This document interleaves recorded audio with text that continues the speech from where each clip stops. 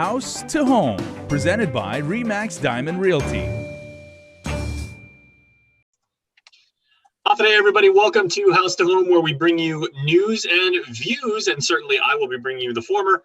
Liz and Gina from RE/MAX Diamond Realty Guam will bring you the latter, as they are experts on the subject. And ladies, half a day, and thank you for joining me once again. We're going to not revisit, but kind of get caught up on a piece of legislation that you talked about a couple of weeks ago, proposed by the esteemed Senator Regine Biscoe-Lee, that has something to do with, is it the passing of property to descendants, Liz? I know you talked about this before. I can bring it up.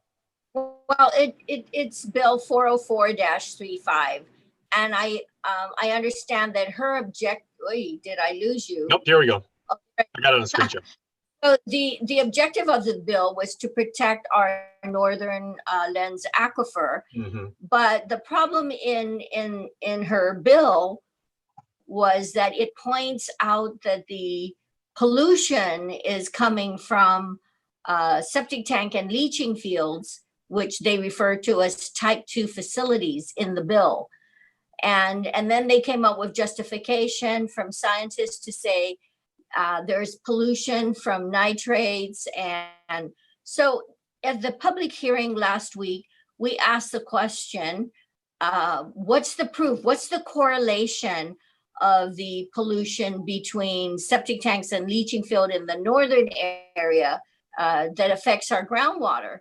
But in one of the studies, it says part of the pollution has to do with leaking sewer lines, that was part of the problem.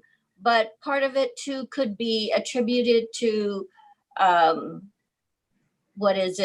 tongue and tongue. And I know there was a study that was done where foliage that's rotting away that could affect going into the groundwater. But I think what we want to do is to get the word out to people that in doing this bill, in passing this bill, it affects parental subdivision. And many of us are products of property that were given to us through parental subdivision. And it would affect future use of that property. So if you were given property through parental subdivision, how can you build on it if they're banning septic tanks and leaching field, and sewer lines are not available and is not servicing your particular area where your property is? So what happens to that? Then you can't build, you can't use it, you can't sell it. It's rendering it useless. So Gina and I just wanted to get the word out. Guys, call Senator Joe San Augustine. He's chairing this committee that may move forward to affect the future of your property and your inability to build on it, to sell it, to market it. It's going to be rendered non-conforming. I was going to say it's basically taken all of the potential value or actual value, depending on what the situation is, of the property. Correct, Gina? It's basically robbed you of the value of that property and the ability to do anything with it. Well, I think Senator Lee's point, and she kept stressing the point that she's not saying you can't do anything on your lot, and her bill doesn't say you cannot continue parental subdivision. What it specifically says is you can't build unless a sewer line is on the lot. Okay, I see. You have to have a half acre, and you cannot build. So number one, she says, if there's no sewer, now you can only have half an acre. How many families, and our point, what Liz and I are trying to stress out there is how many families only have a half acre?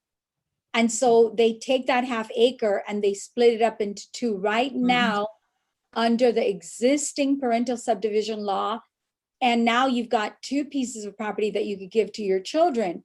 This law says you can still do that, but then the property is useless if you don't have sewer in that area. Okay. And what Senator Lee was trying to say was that, well, you can still do that. What would the point be to subdividing property to quarter acre lots and giving that to your children if they cannot build a home on it. The whole point, the whole thing, you know, and this is where Liz and I are investing our time to getting this information out there. It isn't so we can sell more property. It's not so developers could have more property to buy. This is to protect the parents, the families out there that are inheriting property, or the moms and the dads who want to give their, you know, maybe I only have a half acre or I only have 1 acre. And my goal is to give this to my children. This is really, we're pointing this out, and we're really trying to invest our time into getting the information out there, because we're trying to protect them so they could still have something substantial to give their children. So that's my next, I would hope, logical question is, have either of you any idea of how many families or how many plots of land or how many plots of property or how much land this currently affects? It affects a lot of properties, because if you're looking, it's not just Gigo, it's not just Dededo. They're referring to the northern area.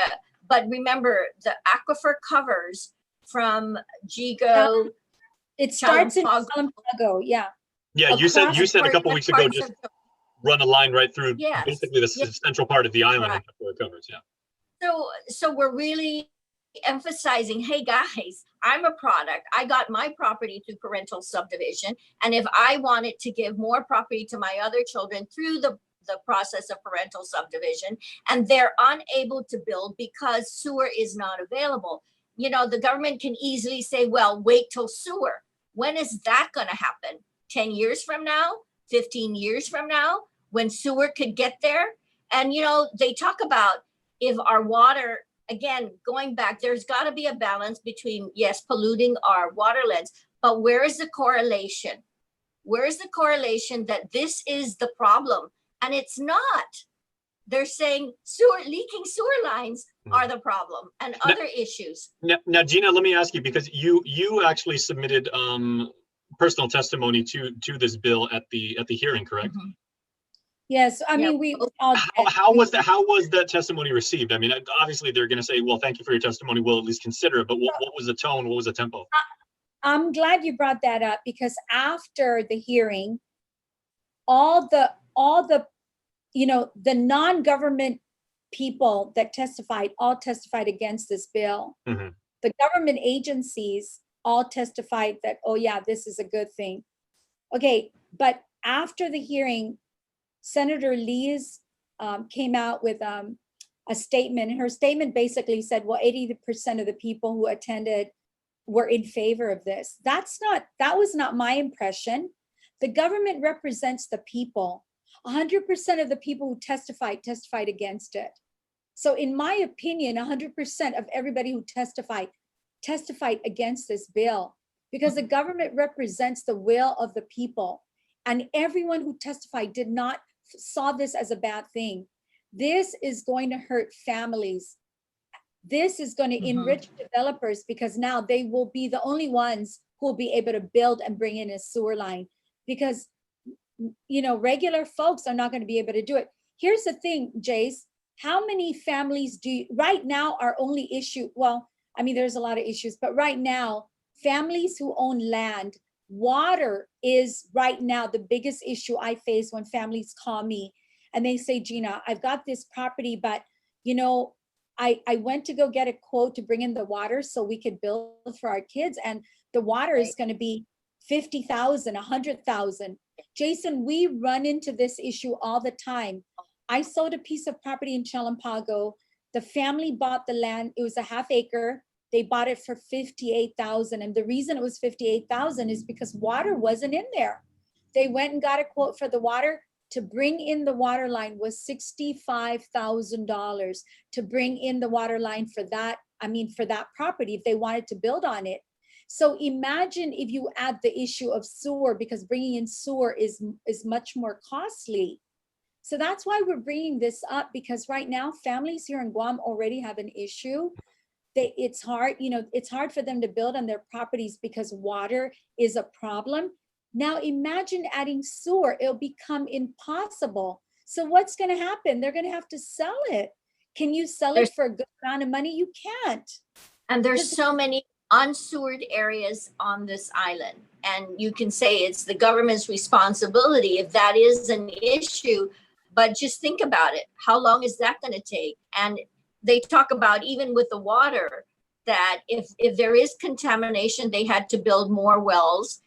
Take that money and build sewer lines. If that is the biggest issue, build sewer lines to service the people.